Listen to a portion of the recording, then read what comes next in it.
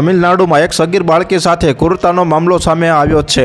રાજ્યના વેલાકવિલમાં ધાર્મિક શોભાયાત્રામાં ભાગ લેવા આવેલી એક 17 વર્ષની છોકરીનું 7 લોકોએ કથિત રીતે અપહરણ કરીને સામૂહિક બળાત્કાર ગુજાર્યો હતો। માહિતી મળતાની સાથે જ પોલીસ વિભાગમાં ખળભળાટ મચી ગયો હતો અને તાત્કાલિક એક ટીમ બનાવવામાં આવી હતી।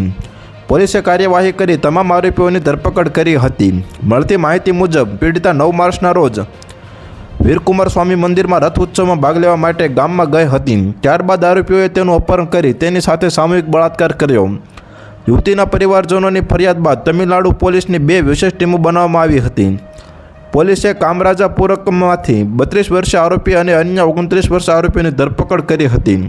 ત્યારબાદ આ આરોપીઓના આધારે પોલીસે અન્ય આરોપીઓની પણ ધરપકડ કરી હતી। હાલ પોલીસે આરોપીઓની પૂછપરછ કરી આગળની કાર્યવાહી હાથ ધરી છે।